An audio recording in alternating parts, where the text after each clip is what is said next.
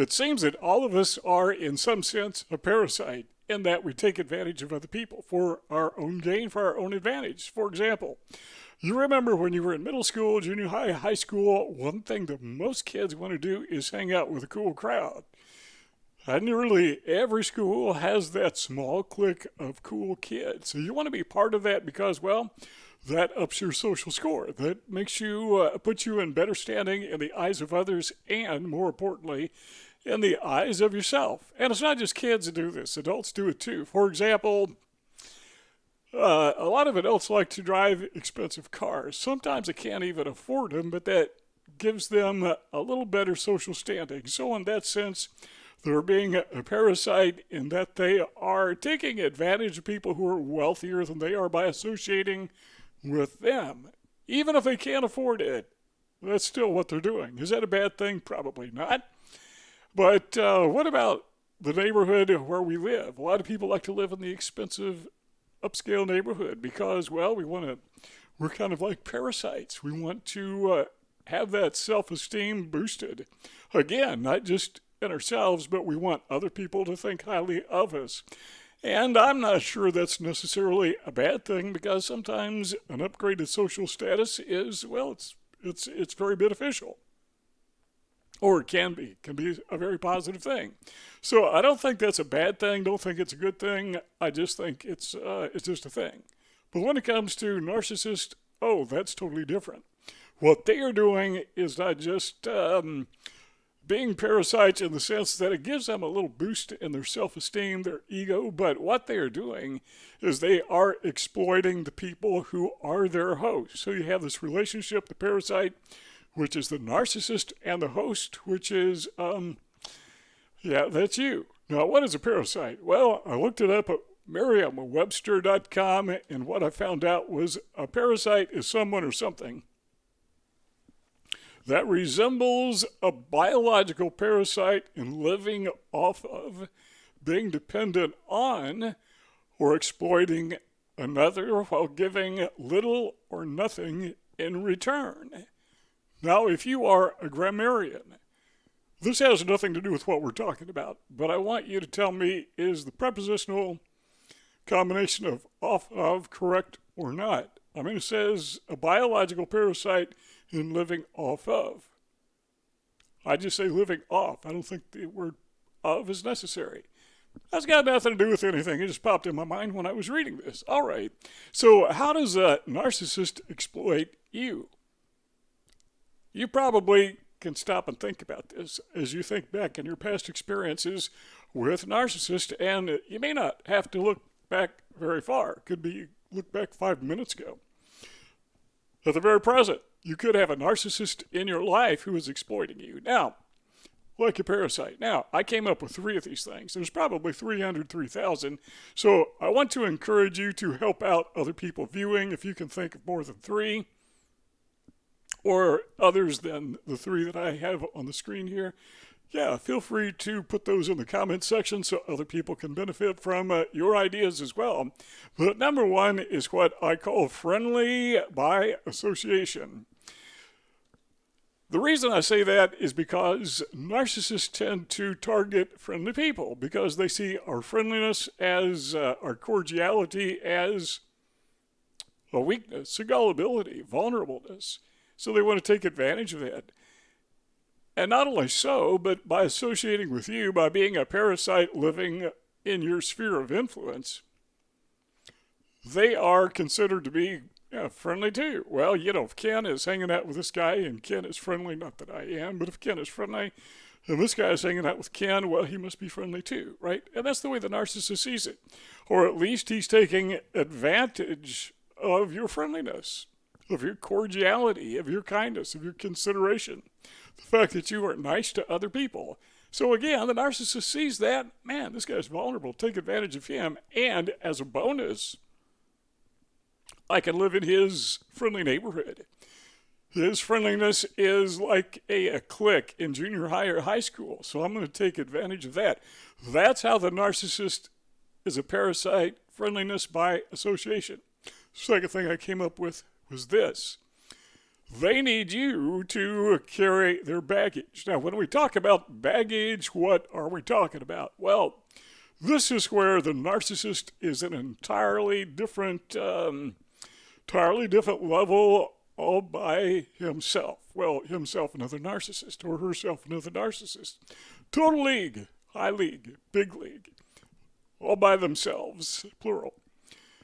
They need you to carry their baggage because, well, they got a lot of baggage. You ever seen somebody walking through an airport, got a tiny little bag, maybe, what do you call it, a backpack? Some people call them knapsacks on their back, and that's it. They don't have a lot to carry, and you say, okay, now that is a seasoned traveler, because they know one thing you do when you're traveling is you don't take a lot of baggage. But then you see this other guy, and he got so much baggage he can't carry it. You know, he's got it on a trolley or something, or he's got something with wheels dragging behind him, and that thing is loaded. And you're saying to yourself, this guy doesn't know how to travel. I mean, when you travel, you got to travel light, right? Well, a narcissist, I want you to imagine a narcissist is the guy who's walking through the airport. He's not the guy with a backpack. He's not the guy with a bunch of bags on a trolley, you know, two-wheeler, I used to call him. But he is the guy who's got this huge, massive four-wheel cart just stacked as high as it could possibly stacked with all kinds of baggage. And that's just one of his carts. He's got a bunch of others behind him, and he's got to recruit other people to carry that baggage for him, and that's your job. You are the baggage carrier. What kind of baggage are we talking about? Well, keep in mind that a narcissist, in my opinion, has always been a narcissist. And as such, they have always been devious. They have always been taking advantage of other people. They have been hurting people. Some of these guys have criminal records, you know. Some of them have public records that it's just astonishing how many people have sued them, or maybe, what do you call it when they kick you out, evict you, kick you out of their house? They have, you know, all this baggage, and it doesn't make them look good. And they try to hide it, and one of the ways they hide it is by associating with you, because you don't have baggage, right? So you can help them carry their baggage. So by associating with you, it appears to others, and sometimes it even convinces themselves. I think they know better deep down inside, but it appears to others, well, this guy is associating with Ken or whatever your name is.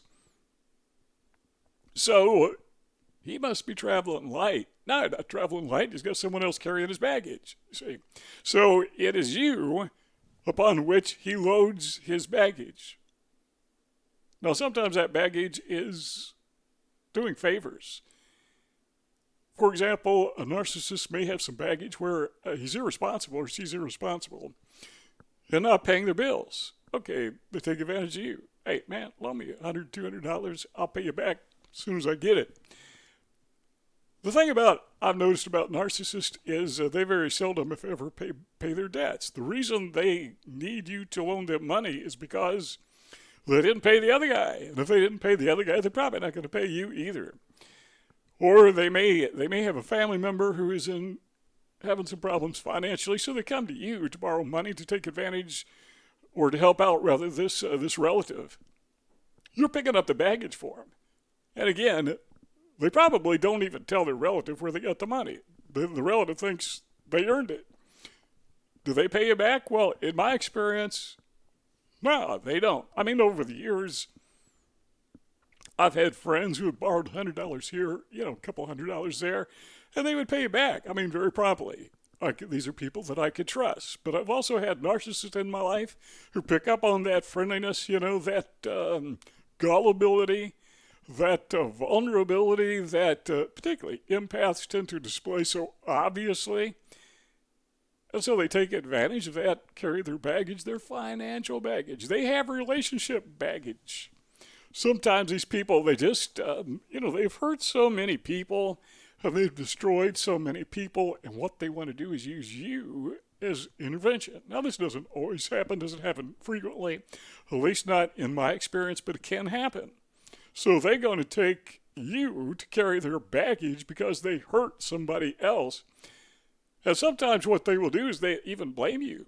Well, it's your fault. I mean, if you hadn't done this, they wouldn't be in this position. They're a parasite. You are carrying their baggage. Number 3 is this. They are parasites in the sense that they will take advantage of your character. Every time I talk about character, I always got to point out that character is who you are and it cannot be changed. It's just who you are. I mean, you can improve your character. Your character you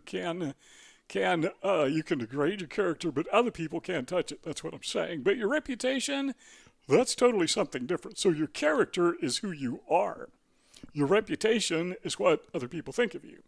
So the narcissist will take advantage of your character, your good reputation, just by virtue of the fact that he is hanging out, or by using our analogy, living in your upscale neighborhood because you are a person of good character. That is the upscale neighborhood. You're a person of good character. That is the clique of the school that everybody wants to belong to.